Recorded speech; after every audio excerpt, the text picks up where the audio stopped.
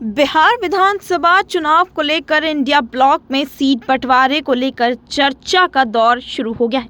सूत्रों के माने तो जून महीने की किसी तारीख को सीट बंटवारे पर फाइनल चर्चा शुरू हो जाएगी। ध्यान रहे कि किसी पूर्व बिहार कांग्रेस के प्रदेश अध्यक्ष से ये साफ कर चुके हैं कि सीट बंटवारे पर बातचीत दिल्ली तय करेगा। इस तरह बिहार कांग्रेस का हाथ पूरी तरह खाली है। बिहार विधानसभा चुनाव को लेकर इंडिया ब्लॉक सक्रिय हो गया है। जिस तरह एनडीए या ये बोलें कि एनडीए की ओर से बिहार को टारगेट किया गया है, उस हिसाब से तो इंडिया ब्लॉक में हलचल होना तय था।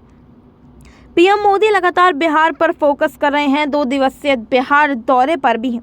उधर कांग्रेस के एक वरिष्ठ नेता का कहना है कि बिहार राष्ट्रीय विकास समावेशी गठबंधन यानी इंडिया ब्लॉक में गठित दल अगले महीने ब्लॉक स्तरीय सामान्य समितियों या ये बोले कि समितियों की गठन करने के बाद सीटों पे बंटवारे की चर्चा तक कर सकते हैं।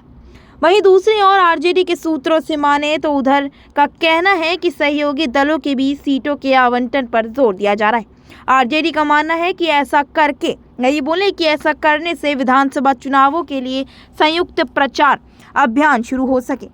पिछली बार सीटों के वितरण में देरी और अस्थानीय स्तर के नेताओं के बीच उचित सामान्य की कमी के कारण पार्टी यही बोले कि बहुमत से चूक गई थी।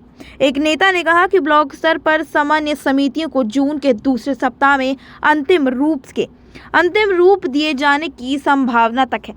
आरजेडी, कांग्रेस, वाम दलों और विकासशील पार्टी यही बोले कि इंसान पार्टी यानी वीआईपी सहित इंडिया ब्लॉक के गठनों को 18 मई अपने अपने दलों के प्रमुख नेताओं को शामिल करते हुए जिला स्तरीय सामान्य समिति का गठन किया है।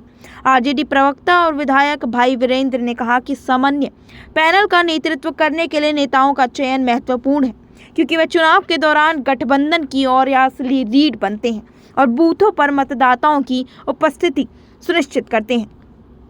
अब इस पूरे मुद्दे को लेकर आपकी क्या राय होगी, बता दें कि 2020 में आरजेडी ने 144 सीटों पर चुनाव लड़ा था, जिसमें से कम 70 से ज़्यादा सीटें जीती थी, जबकि कांग्रेस विधानसभा में चुनाव में 70 में से 19 सीटें जीती थी। अब बता दें कि क्योंकि एनडीए को लगभग समान वोट मिलने के बाद भी ग्रैंड अलायंस ने बहुमत खो दिया था। पिछले विधानसभा चुनाव में राजद ने नेतृत्व वाली महागठबंधन को जेडीयू के नेतृत्व वाली एनडीए में लगभग 12,700 वोट कम मिले थे। इस बार एनडीए ये बोले कि इस बार जेडीयू अपनी सीट छोड़ने से ज़रा मुकर सी रही है और एनडीए और बीजेपी में सीटों को लेकर बंटवारे पर काम जारी है। इस पूरे मुद्दे को लेकर आपकी क्या राय होगी, हमारे साथ कमेंट सेक्शन में ज़रूर साझा करें और बिहार को लेकर आगे किस उस पर चर्चा करेंगे, इस पर भी हमें ज़रूर बताइएगा। फिलहाल इस खबर में इतना ही। देश दुनिया के तमाम खबरों से जुड़े रहने के लिए बने रहिए हमारे साथ नेक्स्ट 9 पॉलिटिकल बाइट पर।